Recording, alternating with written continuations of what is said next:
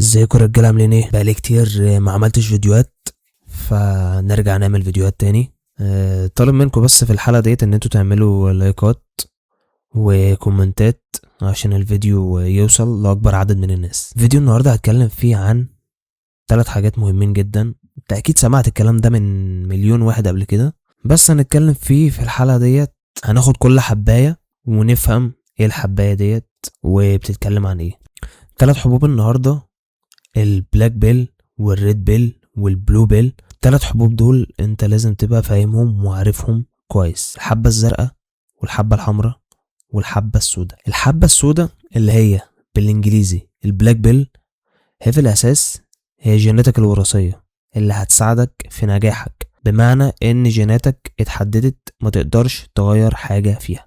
لو انت مثلا شكلك كويس وطويل وجسمك كويس، ده هيساعدك انك تنجح في الحياة، وهيساعدك انك تبقى جذاب، بتجذب الجنس الاخر ليك بس عشان جيناتك كويسة وشكلك كويس. رقم 1: العقل في جزء من الثانية. بمعنى ايه؟ بمعنى ان البنت هتعتمد قرارها بالكامل عليك من الخارج، من اول نظرة ليك، سواء بنعم او لا. والكلام ده بتشوفه في برامج المواعدة او حتى مثلا في الشارع. ولكن الاهم انها مش كفاية، لازم يبقى عنده شخصية كويسة. هي هتساعدك انك تبقى جذاب، ولكن مش بالضرورة ان علاقاتك تكمل. ما تعتمدش على دي وبس، لازم يبقى عندك شخصية قوية واطارك الذكوري. حتى لو كنت في وسامة احمد عز عادي ممكن البنت تسيبك لو لقيتك تفهم. مش معنى كده ان الستات مش بينجذبوا غير للي جيناتهم كويسة بس، لا، في ستات كتير بتنجذب لشخص عادي جدا، بس الاكيد ان الشخص ده فاهم الريد بيل كويس. الحبة الزرقاء اللي كلنا كنا هذا الشخص زمان. انت بتتولد بالفطرة بلو بيل، انت لازم تسعد البنت اللي معاك وتجيب كل حاجة حلوة. كلنا كنا الراجل ده زمان لحد ما اتغيرنا من البلو بيل الى الريد بيل. واول ما بتتنقل من حتة البلو بيل للريد بيل، انت بالظبط انت بتبقى زي اكنك كنت عايش في نعيم الجهل وفجأة بقيت عايش في جحيم الوعي.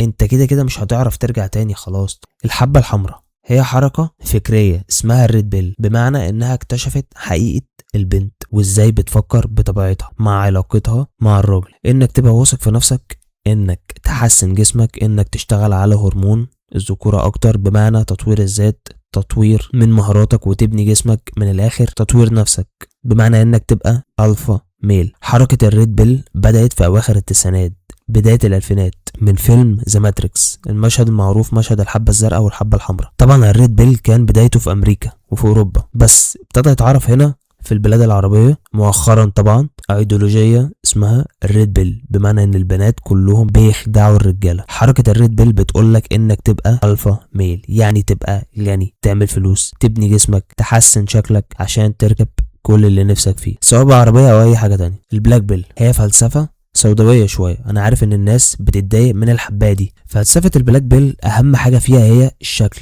مش مهم عندهم انك تعمل فلوس او تبني جسم. رقم 1 في الفلسفة دي هي الشكل، والباقي مش مهم. يعني مثلا انت لازم يبقى وشك عامل زي مثلا الشاب ده، من بقى شكل الفك، شكل العيون الصياد، شكل عينك يبقى كده، قياسات وشك يبقى مقاس معين، والجو لاين عندك ظاهر، وشفتك تبقى شكل معين، ودقنك وشكل حاجبك، ومناخيرك ما ينفعش تبقى اكبر من شكل مقاس وشك والكلام ده، وطولك طبعا. واكرف بقى لتطوير الذات والكلام ده في البلاك بيل بلح.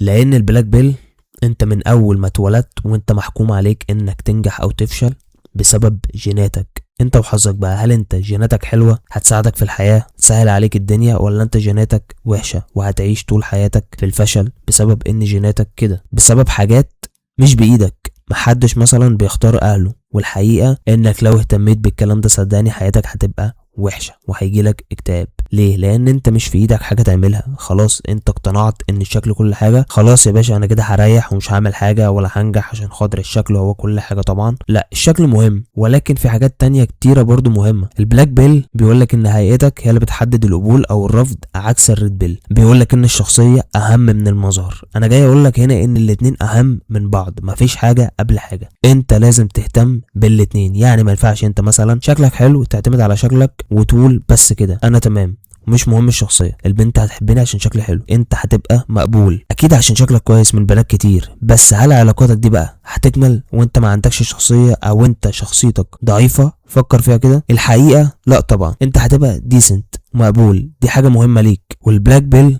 انا معاه في حاجات ومش معاه في حاجات كتير، هي ان احنا كتير بنشوف علاقات ناجحه كتير ويمكن جوزها او خطيبها مش احسن حاجه. مش احمد عز مثلا، هو شكله عادي جدا ولكن هي شافت فيه صفات ذكوريه، قادر انه يحميها، قادر انه يعيشها في استقرار مادي. ممكن تبقى فلسفه البلاك بيل صح بس في العلاقات المحرمه. بمعنى ايه؟ العلاقات خارج اطار الجواز. في الحاله دي هقول لك الفلسفه دي صح، حتى هتلاقيها مثلا على الانستجرام، في تندر، في برامج المواعده. ليه؟ لان الهدف هنا بيبقى هدف شقط.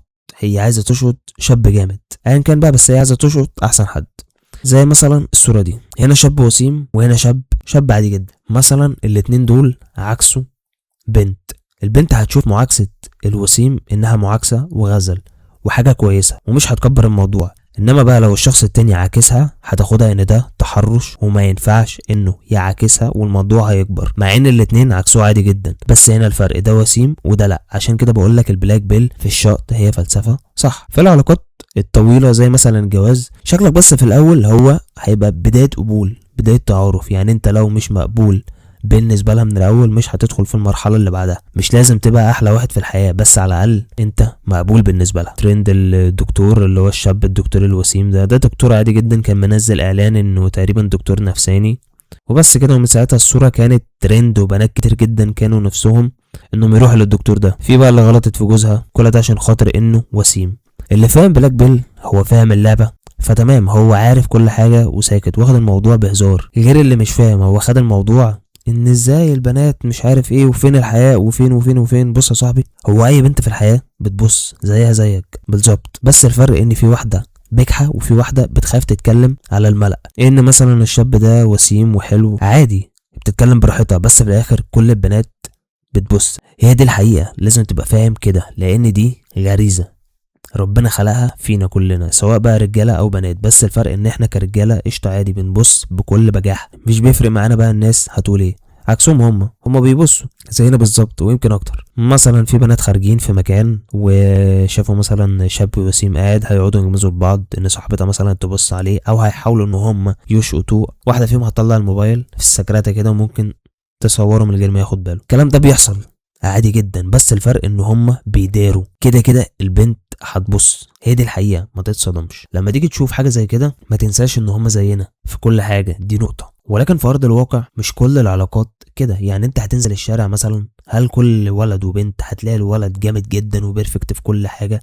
لا، انت هتلاقي الموضوع عادي جدا. شكلك في اول لحظة هيفرق معاه، ولكن بعدين لما هتيجي تتعامل معاك وتلاقيك مثلا تافه وابيض خالص في الحياة، الانجذاب ده مع الوقت هيقل وهيختفي، وشكلك ولا هيبقى ليه اي اهمية عندها. لانك يا باشا انت معتمد على شكلك بس وسايب حياتك. مش هتنجح في الحياة، ولكن هتنجح بس في الشغل. ولكن انا بكلمك في استقرار وجواز وحياة. انا بشوف ان البلاك بيل مهم وكويسة. ولو جيت مثلا ساعتين تقول لي البلاك بيل حقيقة ولا وهم، هقول لك هي حقيقة. كلنا بطبيعتنا يا جماعة بنهتم بالشكل شوية. نفس الكلام هتلاقي مثلا في المدارس، ممكن مدرسة هتلاقيها بتتعامل مع بنت بطريقة وبنت تانية بطريقة. مثلا البنت دي حلوة تلاقيها من نفسها بتتعامل مع البنت وبتديها اهتمام اكتر من البنت التانية. ليه؟ علشان مثلا البنت دي شكلها حلو. فاهم؟ في حاجات كتير في الحياة انت لو ركزت فيها هتلاحظ ده. احنا نفسنا كرجالة لو انت مثلا واقف مع بنتين، في بينهم بنت حلوة جدا وبنت عادية، انت من نفسك حاجة لا ارادية بتدي اهتمام اكتر، بتدي اتنشن اكتر للبنت الحلوة اكتر من البنت التانية. دي حقيقة مش هننكرها. تمام؟ الريد بيل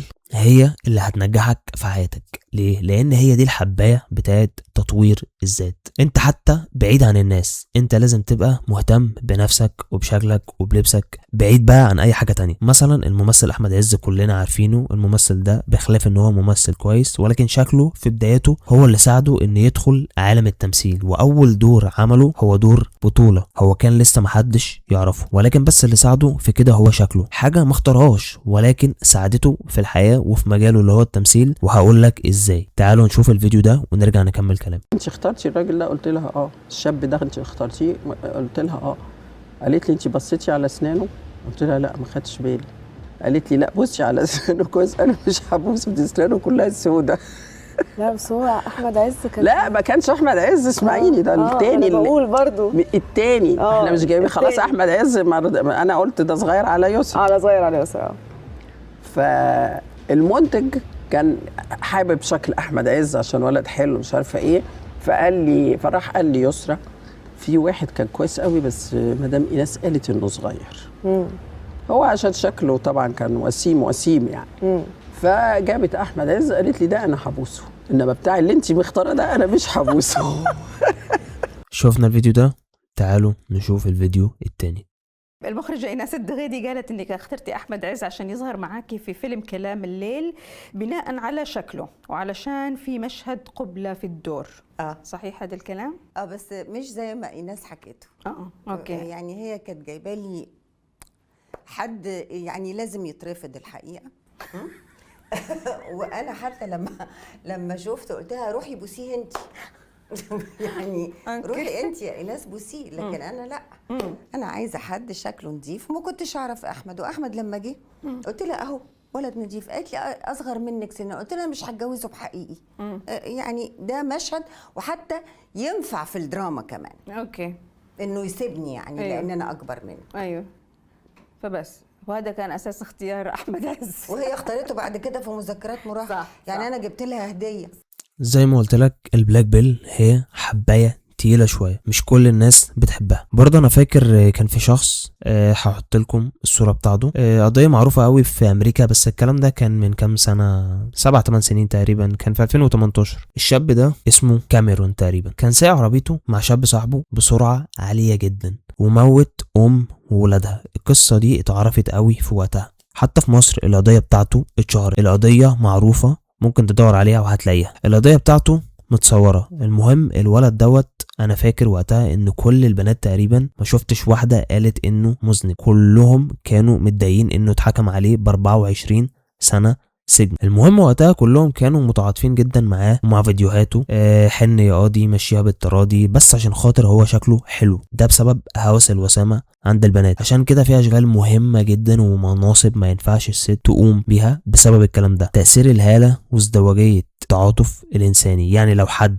تاني ممكن مكان الشخص ده ما كانش في وسامته، شكله هيبقى عادي جدا، كانت هتعدي ومحدش كان هيتعاطف معاه عشان شكله عادي جدا، ومحدش بقى كان هيعلق ان هو اتسجن وخد مثلا مؤبد او حاجه، محدش كان هيهتم ليه، هو شكله عادي جدا. فانت لازم تبقى فاهم البلاك بيل وتحليله، حتى لو صعبة بس لازم تبقى عارفها وفاهمها وعارف مساوئها. وكل الكلام ده احنا بنشوفه في الحياة، ولكن برضو ساعات بتشوف بنت حلوة جدا واقفة مع ولد عادي جدا، مش عايز اقول انه مثلا وحش عشان ربنا خلقنا كلنا حلوين جدا، ولكن هو عادي او ممكن تقول اقل من العادي، وتشوفها تلاقيها ان هي مبسوطة جدا معاه وطايرة بيه وفرحانة جدا. ليه؟ لان مفيش قاعدة ثابتة في الحياة او مسطرة هنقيس عليها كل حاجة، لازم تلاقي اختلافات. يعني زي ما بنقول البلاك بيل والريد بيل، هو في بنات فعلا ما بيفرقش معاهم الشكل على قد ما بيفرق معاهم الشخصية. اكيد الواد ده مثلا عامل اطار ذكوري واكيد فاهم ريد بيل، عشان كده واثق من نفسه، والاحساس ده بيوصل للطرف التاني. يعني مثلا لو انت ماشي في الشارع وما عندكش